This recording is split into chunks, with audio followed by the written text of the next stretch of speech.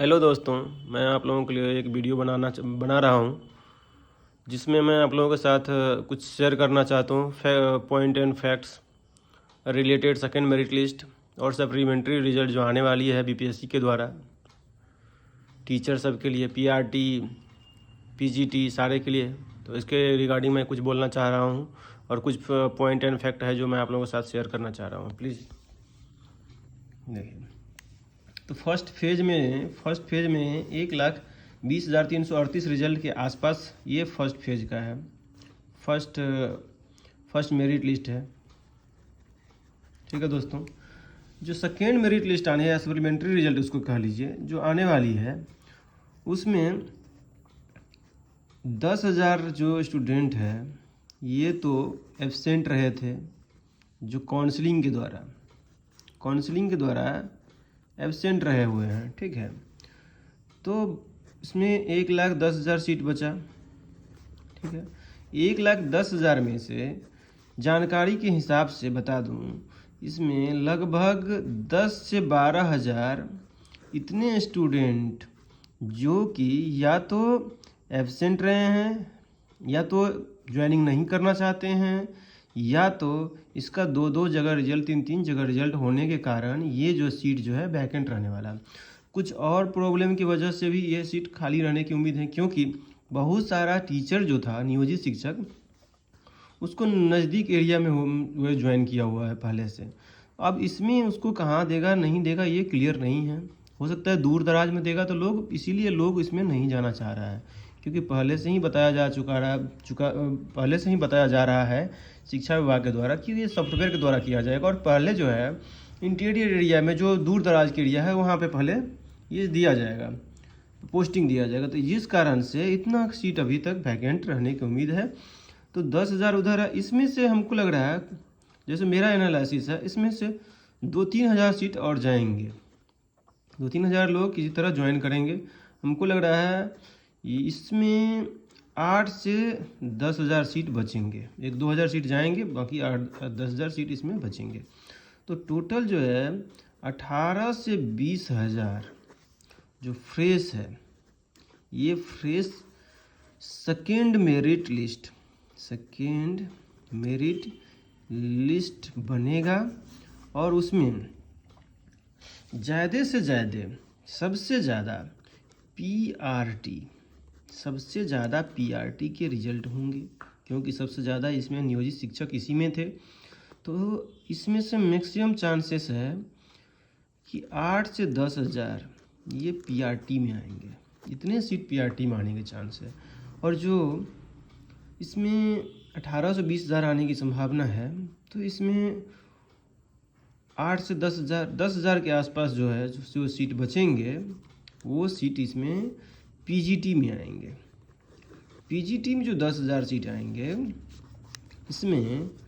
इसमें मैं आपको बता दूं, सबसे ज़्यादा कंप्यूटर साइंस सीएस में सबसे ज़्यादा सीट रहेंगे, उसके बाद एसएसटी में, उसके बाद मैथ में, और बाकी भी सब्जेक्ट में कुछ कुछ सीट आना तय है। तो हर स्ट्रीम में सीट ज़रूर आएंगे, लेकिन सबसे ज़्यादा कंप्यूटर साइंस में इसलिए क्योंकि इसमें बहुत ज़्यादा फर्जी भी हुआ है और बहुत ज़्यादा इनएलिजिबल कैंडिडेट इसमें घुसा हुआ है। और इसमें जो है सब्जेक्ट कम्बिनेशन की वजह से, और इसमें भी फर्जी बहुत सारा स्टूडेंट है। तो उम्मीद है जैसे 10,000 में से इसमें 1,200 से 1,500 इतने रिजल्ट्स कम से कम आएंगे सीएस में। और एसएसटी में भी 800 से लेके और 1,000 सीट होने की उम्मीद है, इतने सीट आने की संभावना है।